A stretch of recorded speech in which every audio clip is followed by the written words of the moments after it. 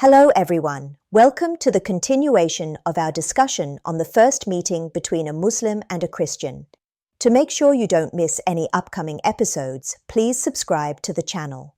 Now the floor is given to the Muslim.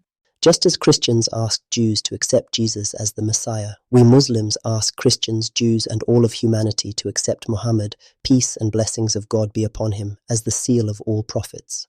Our Prophet Muhammad, peace and blessings of God be upon him, said, "Convey my message even if it is just a single ayah," verse from the Holy Quran. Isaiah also mentions in chapter 21, 113, oracle concerning Arabia, which means that it is the responsibility of Arab Muslims, now of course all Muslims, to spread Islam. Isaiah said this after seeing in a vision cavalry on donkeys and cavalry on camels, 21:7. He saw a cavalry, riders 2 by 2, riders on donkeys, riders on camels, and he was attentive, very attentive.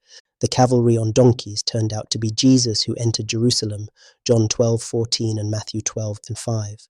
So who was the cavalry on camels? It could only be Muhammad, peace and blessings be upon him, who came 600 years after the coming of the Messiah. If this is not accepted, then this prophecy has still not been fulfilled. Your explanations motivate me to study the Bible better. I would like to have more discussions with you. It is important to understand that success in this world does not guarantee success in the hereafter. The hereafter is far better and more lasting than this life.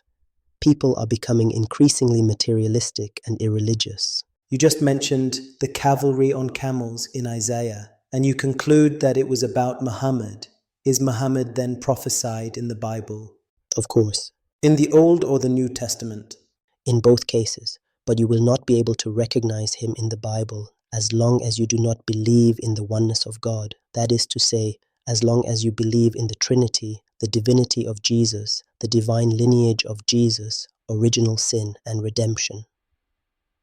These are all doctrines created by man.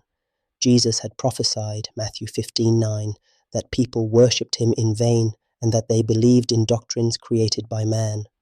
In vain do they honor me, teaching as doctrines the commandments of men. We are reaching the end of this chapter, dedicated to the first contact between a Muslim and a Christian. The next episode will address a fundamental question. Is the Bible really sacred? Subscribe now so you don't miss this important discussion.